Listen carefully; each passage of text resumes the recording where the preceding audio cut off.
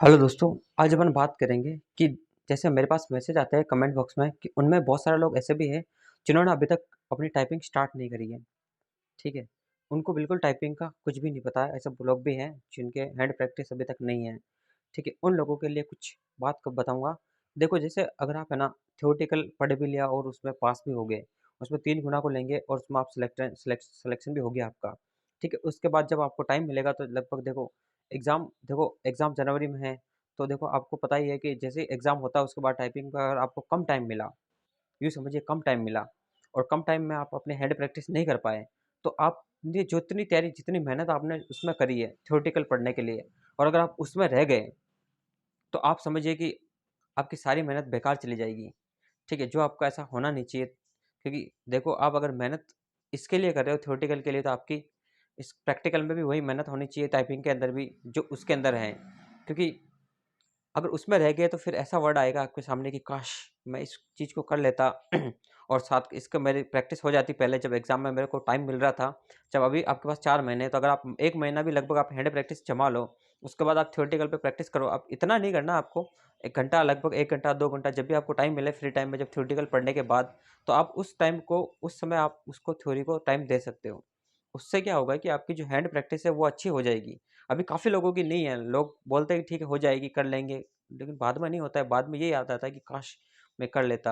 अपनी लाइफ के साथ काश वर्ड मत जोड़ो, उसको कुछ अच्छा करने की कोशिश करो कि आपका सिलेक्शन हो जाए।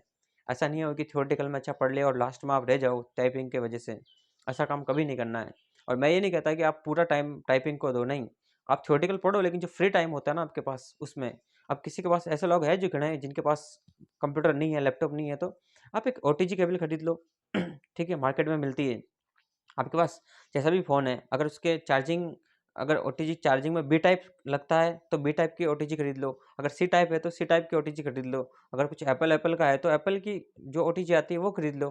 फिर एक कीबोर्ड खरीद लो मार्केट से अच्छा वाला, ठीक है? उसके अंदर ओटीजी लगा लो, कनेक्ट हो जाएगा। फिर आपको लगता है सॉफ्टवेयर देखो मोबाइल के भी बहुत सारे सॉफ्टवेयर हैं, ठीक है? आपको सॉफ्टवेयर नहीं मिलते हैं, आपको इतना नॉलेज नहीं है, तो आप क्या करो गूगल पे जाओ, गूगल पे सर्च करो कि हिंदी टाइपिंग, इंग्लिश टाइपिंग, ठीक है? उसमें आपको सब बता देगा। अब आपको पता नहीं कि कौन-सा बटन क्या काम करेगा, तो आप चार्ट डाउनलोड कर लो ना फ़ॉन्ट का, डेविलियर्स का कर लो, कुरुदेव का कर लो, दोनों का लगभग सेम ही होता है, देख लेना कितना अंतर आता है। क्योंकि देखो वहाँ पे पिछली बार जो मैंने पूछा था, जो आईए का एग्ज़ाम दिया था 2018 पास आउट थे, जहाँ मैं काम कर रहा था, जैसे अपने स्मार्टफ़ोन योजना में काम कर रहा था, वहाँ कुछ आईएएस बैठे हैं।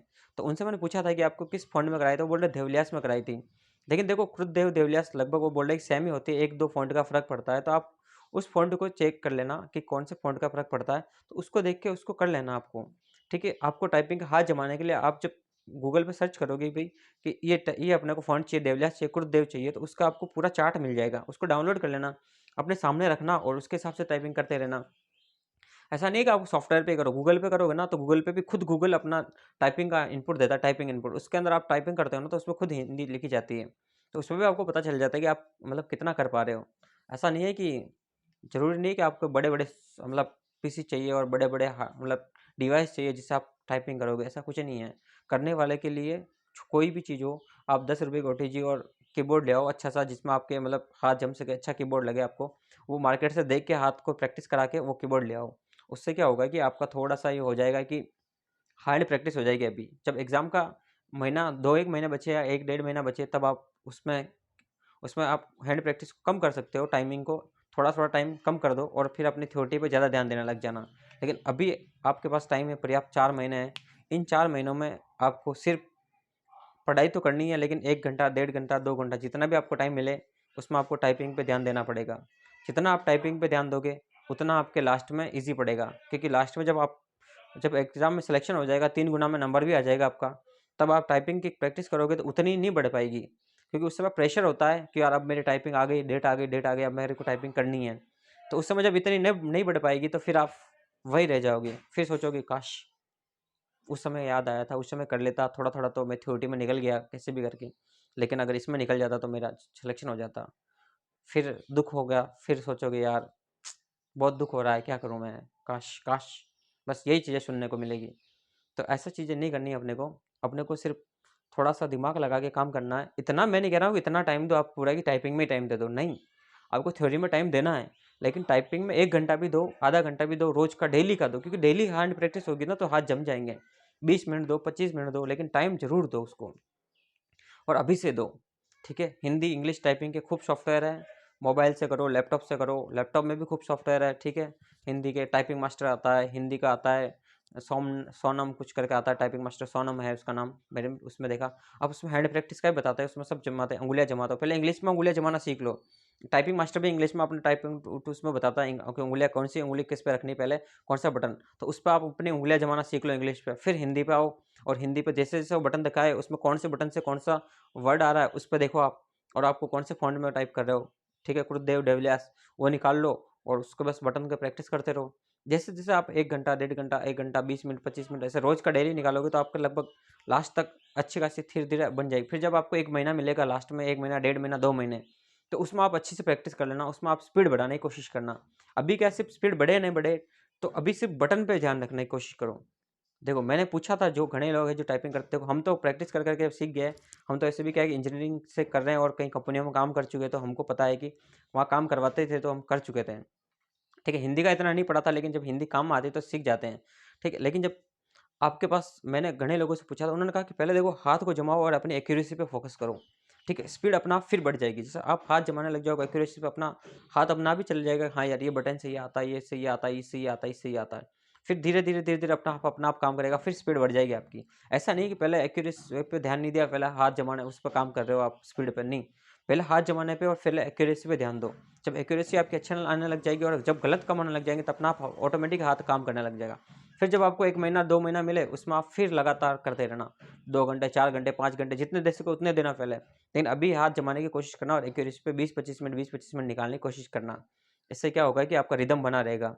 जब रिदम ब्रेक हो जाता है तो फिर क्या है कि थोड़ा-सा हर चीज़ में दिक्कत हो जाती है लास्ट में। अपन सोचते हैं लास्ट में कर लेंगे, लेकिन लास्ट में जब बर्डन बहुत ज़्यादा बढ़ जाता है ना, तो फिर हो नहीं पाता है। क्योंकि जैसे आपको पता है कि एक चीज़ को अपन थोड़ा-थोड़ा करके करते हैं तो अपने आप हो जाती है। जब एक ही साथ उसको देखते हैं तो थोड़ा घबरा जाते हैं कि यार कैसे करेंगे इसको?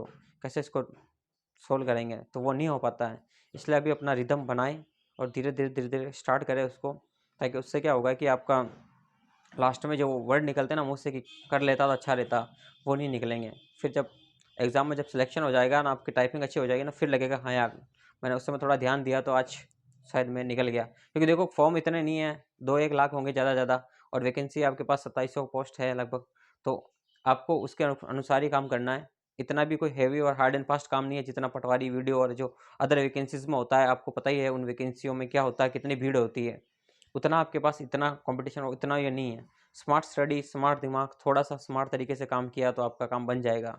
बस आपको जॉब से मतलब रखना है। देखो फालतू की चीज़ों पे ध्यान नहीं देना है। लोग बाग सोचते हैं कि ये लग गए तो ज्ञान दे रहे हैं, उससे कोई मतलब नहीं रखना है। आपको अपने सिलेक्शन से मतलब रखना है। अगर कोई चीज़ आपको अच्छी लग रही है, आपको काम हेल्पफुल है तो उसको ज़रूर यूज़ करें। ताकि उससे क्या है कि आपका जो आप चाहते हो, जो टारगेट आपने सोच रखा है, वो टारगेट आपका अचीव हो जाए। जब टारगेट अचीव हो जाएगा, जॉब लग जाएगी, फिर क्या करना है अपने को? किसकी बातें सुननी है, किसी का क्या करना है? काम करो अपना, मस्त रहो, क्यों सोचना अपने को? इसलिए फालतू की बातों पे ध्यान नहीं देना है, बस अफ़वाहों पे किसी चीज़ पे और अपना तैयारी करते रहना है। ठीक है, आपका एग्ज़ाम तय तारीख पे ही होगा, ये मान के चलना है, और तय तारीख पे ही होगा। ये कभी नहीं सोचना, लोग बाग अफ़वाह करते हैं, कमेंट में डालते हैं कि नहीं होगा एग्ज़ाम, कैंसल हो जाएगा, ये बोर्ड है, वो बोर्ड है। अरे! हो जाता तो फिर एक चुनाव के बाद की डेट क्यों देते हैं? जनवरी की डेट क्यों देते हैं वो लोग? सितंबर है, अक्टूबर है, नवंबर, दिसंबर, चुनाव ही हो जाएँगे तब तक तो। तब वो डेट क्यों देते बाद की? अगर उनको लगता है कि अपन चुनाव ये नहीं करा पाते एग्ज़ाम, तो पहले एग्ज़ाम की डेट अलग थी, फिर उन्होंने कैंसल क्यों करी? तो उन्होंने सोच समझ के डेट दी है। ऐसा नहीं सोचना है कि दी है, एक बार कैंसल हो जाती है, 2 बार, हर बार नहीं कर सकते, क्योंकि फिर लोग बाग भी एक्टिव हो जाते हैं। इसलिए इतना नहीं सोचना है कैंसल के बारे में, और सिर्फ़ अपना फ़ोकस करना है अपनी एग्ज़ाम की तैयारी के ऊपर। ठीक है, धन्यवाद।